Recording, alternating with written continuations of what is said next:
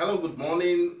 This is the Monday morning talk with Ayo DJ Pardon, and it's my pleasure to see you here this morning. It's my big pleasure to have you with us this morning. Okay, I am so excited because I am back and better. Okay, I'm back and better. I'm sorry, last week we could not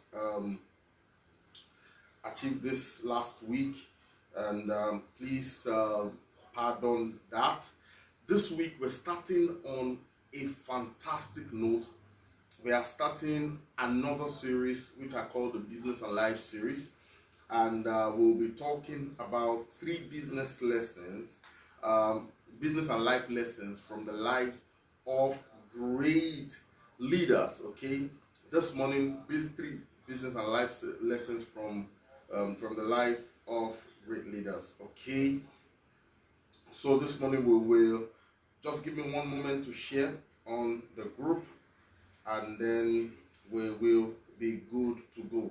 Get ready. If you are not here, you're missing a whole lot this morning. If you're not here, you're missing a whole lot this morning. Okay, yeah, there we go. So this morning I'll be talking about Martin Luther King Jr. Martin Luther King Jr. For some of you who saw my post last night, I just finished a marathon of his videos, of his documentaries. You know, I was really into it last night. Of course, just on a pedestrian level, I have listened, read about him. In the last book I read, 21 Irrefutable Laws of Leadership, John Maxwell talked about him. You know, we've heard about him everywhere. You've seen him on CNN. I've seen him on CNN. I've seen him on television stations. They've talked about him. They celebrate his day. But I've not really ever had to really dig deep into the life of this man. And this morning, even though the path it told is not what we will be discussing, but we'll be taking life lessons from this great man.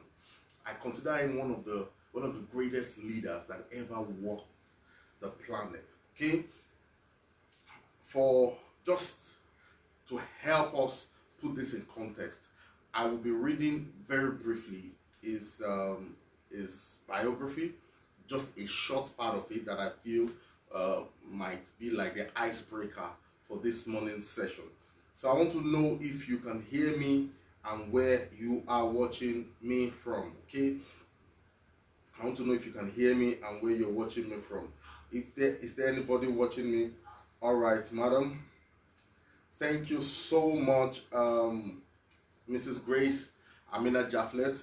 Yes, I'm dressed differently this morning, and I think it looks good, doesn't it? Okay, thank you, Idaya Balogundrajaye, for joining us this morning.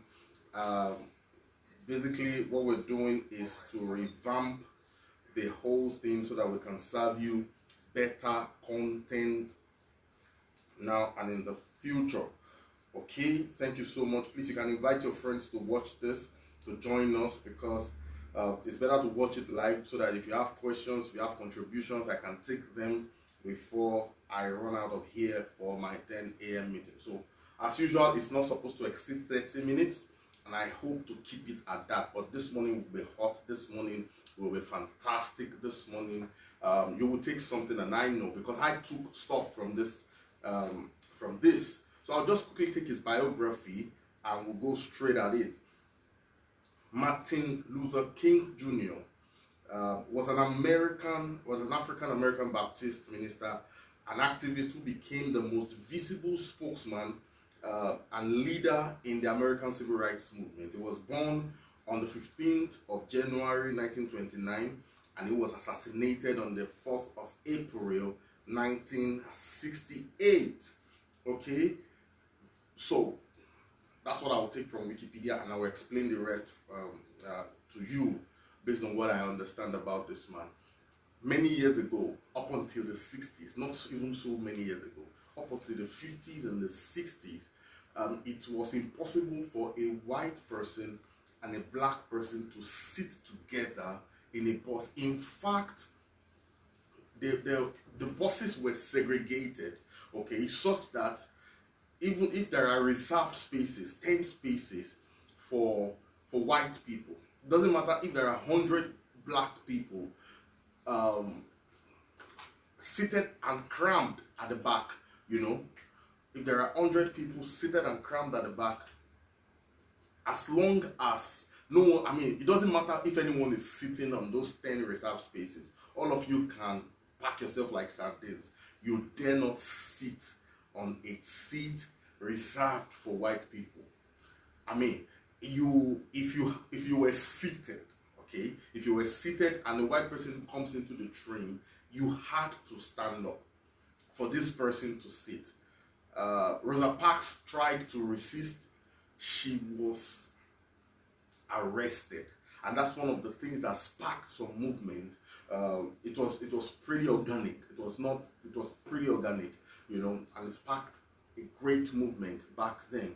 So now I'm just giving you the kind of, this is what many of us have never witnessed. This is, no matter how bad it is, most of us here, myself including speaking, you watching this video, you never witnessed it, because one man stood up and many people followed him. One man stood up and many people followed him.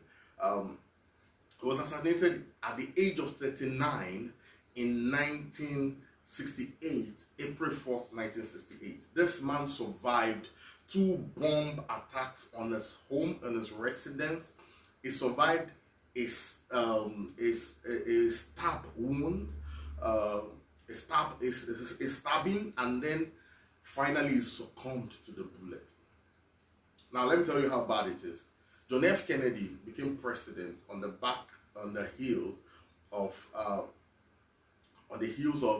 being in support of the civil rights movement, modification of the law. That's about 300 years after the end of slavery.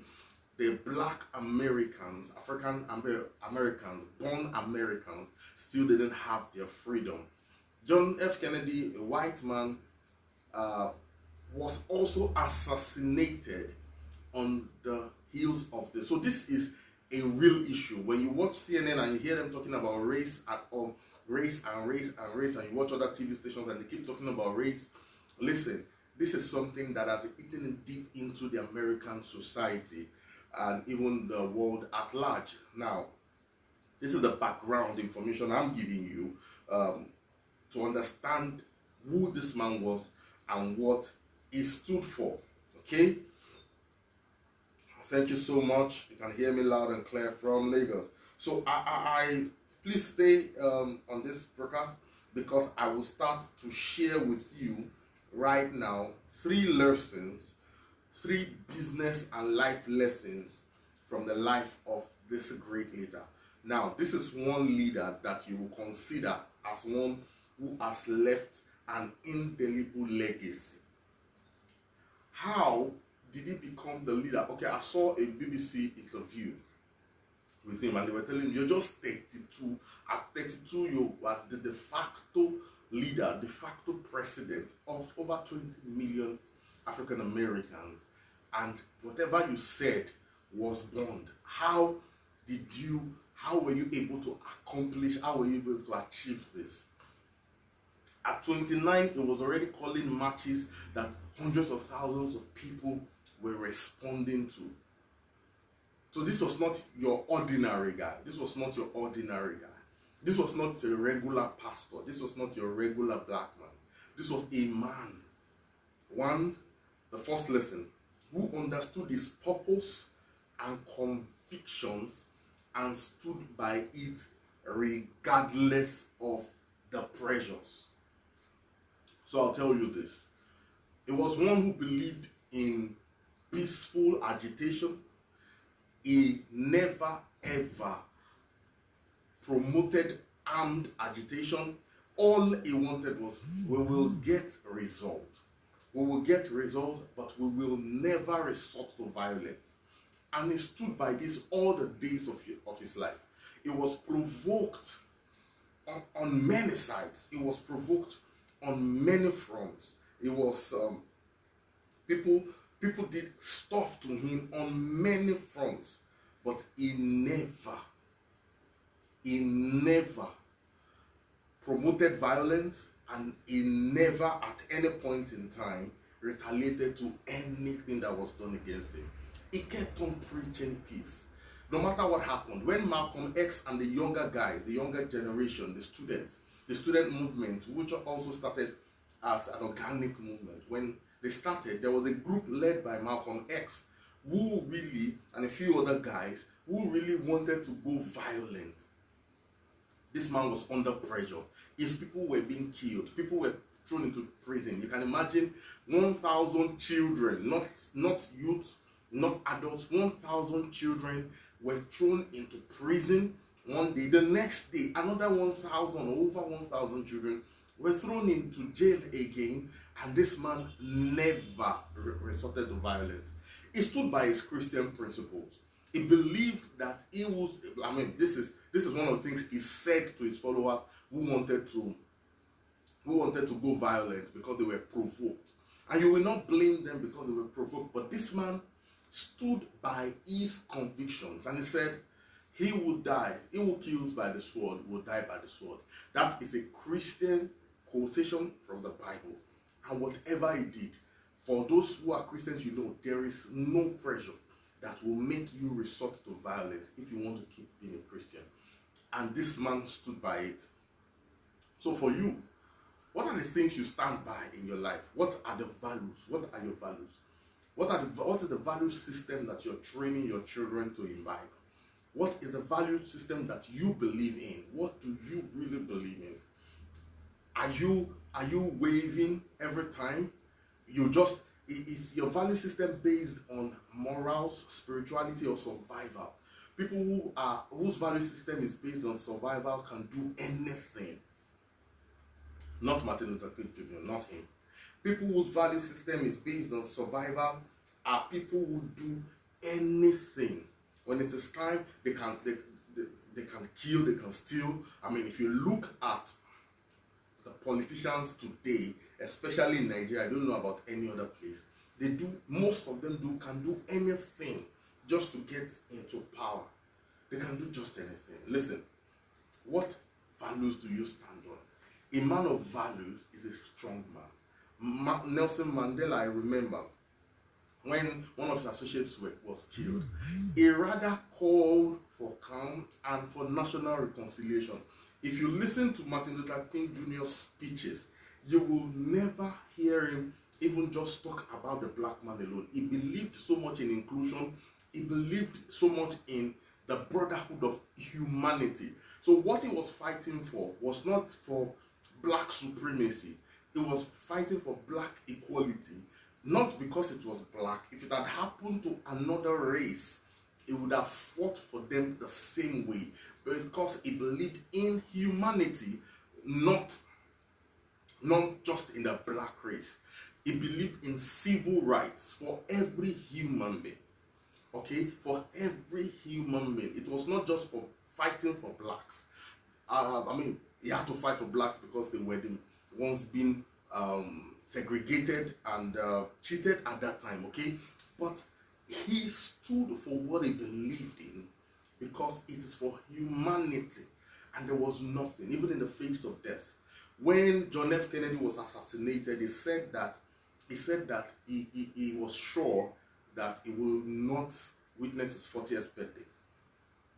He said it because he was willing to die for what he believed in. He will not change his mind. That's a strong man. And guess what? He was killed at age 39. He never became 40. And this is a man. Look, I said it in my post last night. I said, if you have ever had to travel abroad, if you have brothers and sisters, friends and family that live abroad and they are able to do whatever they please, they are not being asked to stand up for a white man to sit down. then you have to honor the memory of this man who stood by his convictions no matter the provocation or pressure he faced. Even fellow men, fellow strong people in the struggle, his colleagues in the struggle, like I mentioned, Malcolm X and a few other guys, were trying to pressure him so that he could encourage them or support them to take up arms. He never succumbed. He never supported it all the days of his life. Okay, that's lesson number one. Lesson number two. Martin Luther King Jr. was never an island. He was not an island. He sought inspiration and mentorship. He sought inspiration, collaboration, and mentorship both passively and actively. So this was not a man who just wanted to make a name for himself. This was not a man who just wanted to edge his name in gold. This was a man looking for results. And guess what? There are lots of movements in the world today. There are lots of movements that have happened in the world. But there are few that you can actually point to the results they obtained. Because they were the movement was result focused. The movement was what? Result focused. Now, this man understood this. And he knew that he could not achieve anything alone. You see, when you see selfish people who just want to be at the forefront alone, who just want to be there, who want nobody else but me, and are trying to promote a personal brand in the name of a movement, you see that all around. Okay, this was not the man. This was a man who sought inspiration. This was a man who sought mentorship. This was a man who sought collaboration. This was a man who was not an island. How do I know? Very many times, despite the fact that Malcolm X was a Muslim and he was a Christian Baptist minister, he ensured they worked together. Likewise with several other people. He sought inspiration from Mahatma Gandhi. Mahatma Gandhi was one who led a non-violent revolution in India when they were seeking freedom, or how do I call it now? When they were seeking freedom from the British, they would sit in. They will be killed, they will be shot at, they will be manhandled in the face of all provocation. Guess what? Mahatma Gandhi never moved. You'll probably research that and also come to us about this, okay? So if you're listening to me, if you're watching me right now, I'll be glad if you can place a comment and let us interact this morning. So this was a man who sought inspiration from Mahatma Gandhi. At first he was probably doubting if a peaceful revolution could work. But when he saw the example in India, he purposed in his heart that according to the scriptures that we should live at peace with all men. This revolution will be non-violent and it will be peaceful, and this man enshrined it completely all the days of his life. Okay, all the days of his life, he lived it out. But how did he get that? He got inspired. He sought inspiration. Guess what? I think after the third or the fourth child, himself and his wife took a 1-month trip to India to meet with Mahatma Gandhi himself. Can you believe that? What do you think he was doing in India for a whole month? He went for mentorship. And on his return, his impact blew up. This guy was in 1965. I think that's age 36. He won the Nobel Peace Prize and addressed. I saw this video and addressed a congregation, so to say, of all white men at the age of 36. Can you believe this? Nobel Peace Prize for how he led, and he was getting results. All right, he was getting absolutely fantastic results. Yeah, independence. That's the word. That's the word. That's the word I was looking for. Thank you. Okay, so it was not an island. It sought collaboration. At some point, it will be in northern part, and then at some point, it will be in southern part of the United States, because he just wanted to work with people. He identified with the student movement when they started the sit-in. You know, police will come into a university and ask all the black people at the cafeteria to stand up because their fellow white students in the same class wants to eat. Can you believe that? So when the students started another organic movement, he collaborated with them. There were movements all over the whole place. He collaborated with them. He was not trying to pursue his own agenda. He was not trying to pursue his own agenda. So this is the second part. Seek collaboration. Seek mentorship. Seek inspiration. Do not be an island. You cannot be in business as a family. You cannot be alone. Seek collaboration. Okay, I'll be making some announcements to us at the end of this session, and I want you to please pay attention because we're doing something phenomenal in the next few days and few weeks. Okay, and the third one, we have just 7 minutes to go. The third one is that this was a man who could accurately and articulately express his thoughts. Look, if you're going to succeed as a businessman, I'm not asking you to become as eloquent as Martin Luther King. But if you can, please do. If you can, please do. This was a man who could articulately and eloquently express his thoughts. You need to watch the I Have a Dream speech. This was a speech. I mean, by my estimation, not less than 1 million people were there live listening to this easygoing reverend. The content of that speech, people say it, that the content of that speech, that dream this man had, is what culminated in Obama's presidency. Said he has a dream that one day his 4 little children will not be judged, okay, by the color of their skin, but by the content of their character. He said so many amazing things in that speech and many other speeches. You need to see his interviews with BBC. I saw that last night. This was a man who could articulately express his thoughts. Look, if you're going to be successful in business, if you're going to be successful even as a family man, as a family woman, you have to be able to express your thoughts. So in my family, this is one of the things I tell my wife a lot of times. You know, sometimes when these children behave, I mean, all of us are these children I'm referring to, not just my children, because whatever it is they are doing today, I've done before, you've done before, we all have done before. So I always tell my wife that we are reaping the fruit of our labor. This is exactly what we put our parents through, okay? Okay, sometimes they get you so frustrated that you just want to back others or just say anything. Okay, I'll give you a very little joke. You know, I'll give a very little joke. There was somebody, a little child was washing plates. Now, this is about communication.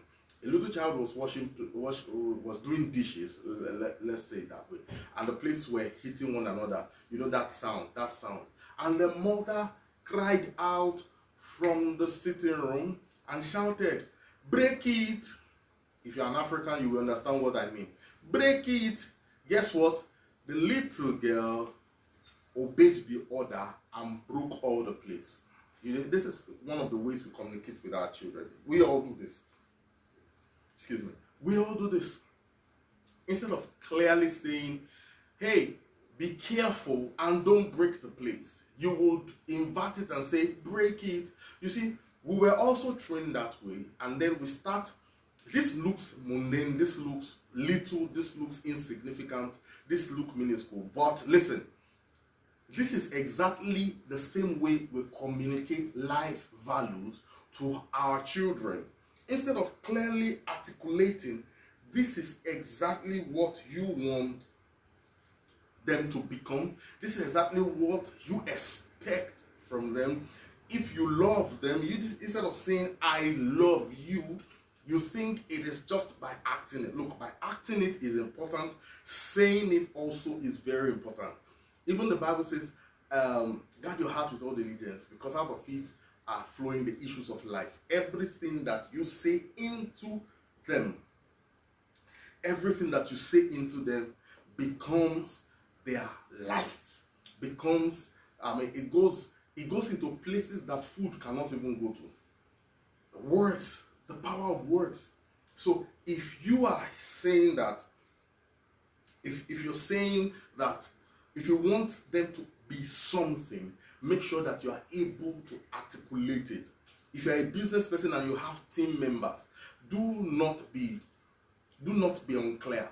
Okay, let me just say this. I've had the experience of working with someone who communicates without clarity.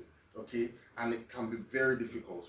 It can be very, very difficult to please such people. You say you're not giving me results, you're not delivering results, but the question is, are you giving the right instructions? Are you clear about when you're communicating the vision to investors, are you clear about what you're saying? When you're communicating the vision to your team members, you're wondering why you're not making progress. Are you clear about what you're saying? The key word about communication is being able to express your intentions as articulately as possible. All right, okay, so make sure you can express it as articulatedly as possible, if there be a word like that. Okay, so just make sure that you articulate about how you're doing stuff, right? So yeah, I think that's also part of the communication that we are talking about. Okay, be articulate about what you're talking about. Be articulate. Make sure that you also do not use so many words to describe little things. Okay, make sure that you are clear and the end goal is already discussed. All right, those are the 3 lessons that I took from MLK. I would ask you to check him out. I will ask you to check him out. I will ask you to see a couple of documentaries. For the next few weeks, I'll be talking about 3 business lessons, business and life lessons that we can learn from great leaders that have passed or that are still here. Okay, so that is my presentation this morning. If you are still with us, let me know in the comment section if you are with us this morning. If you have any questions or any contribution, I will be very glad to take it as I prepare to leave this place this morning. Okay, so just before I go, I will share this with you very briefly. Brain Doctor Africa is coming up with some things that will wow you, that will bless you, that will change you, and that will impact your life. If you know anyone that is not following us today, especially on Instagram, let them follow us right now, because what is coming your way, you will absolutely love it. So let's do it this way. On Saturday, 12th of June 2021, by 4 p.m, we're going to be having a virtual boxing competition. Now listen very carefully. Nigeria has been through a phase that we thought we would never see again, especially over the last 3 to 4 days. What has never happened since 1999 happened in Nigeria, and of course they've been touting it here and there about how to gag free speech. But now we're not talking politics, we're talking new media. So this, in the next 1 hour or thereabouts, you will see the pictures, you'll see the flyer. We're going to be having a debate. It's going to be feisty, it's going to be fiery, it's going to be animated, it's going to be lots of fun.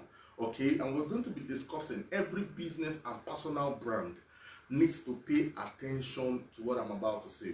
We're going to be discussing the new media, how to utilize the new media platforms.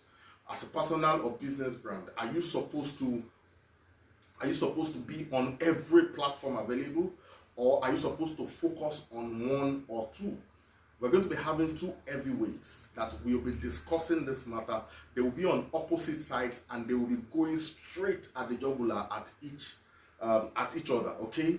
And I will be your humble umpire.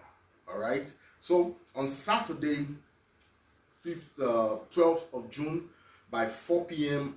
on the Print Dr. Africa Online Training Center. Please, if you're not there, you need to join right away, because this will not be happening on my personal wall. It's not going to be happening on Instagram. It's going to be happening on the Print Dr. Africa Online Training Center. I will drop the link to join in a bit as soon as I'm done here. And the two people who will be going at each other's they will be going at each other's throats on Saturday evening will be number one, Bemio Hope. You know him, Hope Bemio. You know him, is an industry great, and Victoria Unwana. You know Victoria Unwana. So they'll be going at each other's throats on Saturday. Just for what? Just for you. There will be no winner, no vanquished, but you will pick valuable lessons that you can make your decisions. That will help you make informed decisions about what to do and how to utilize the new media in your campaigns, okay? In your business or your personal brand. Secondly, and finally this morning, the Print Dr. Africa Convention is coming up from the 16th to the 18th of July, and the theme is Emerge. The theme is Emerge. Now, this is for everybody. In March, every year we do the Authors Business Summit, which is for people who are in the business of writing, authoring, publishing. But if for the convention, which takes place every July, it is for everybody. We'll be discussing life issues, we'll be discussing business, we'll be discussing family, we'll be discussing finances, and we'll be discussing romance, just like we did last year. Okay, so you don't want to miss it for anything. Now, very importantly, this year is different because on the 16th and 17th, it will be digital, it will be virtual on the online training center. But on the 18th, we're going to be having our first public event, which will be the grand finale of the convention, and it's going to be a live meeting. If you live in Lagos or around Lagos, you cannot miss this. And now we don't have a very large hall. It can only take about 80 people. So you're going to have to register to attend. It's not just open to all and sundry. You have to register to be able to attend this the grand finale.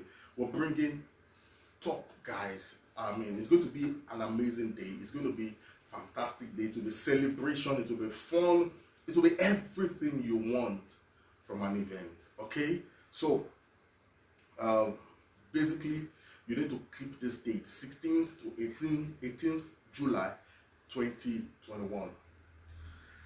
Let me see if we have any comments or any questions in the comment section. Any questions? Okay, so I think that is the end of the meeting today. We will be, I'll be proceeding to the office because I have a 10 a.m. meeting. Thank you so much for watching. My name is Ayodele Ibadan. I'm the founder of Print Dr. Africa. Have yourselves a wonderful week ahead. Bye-bye.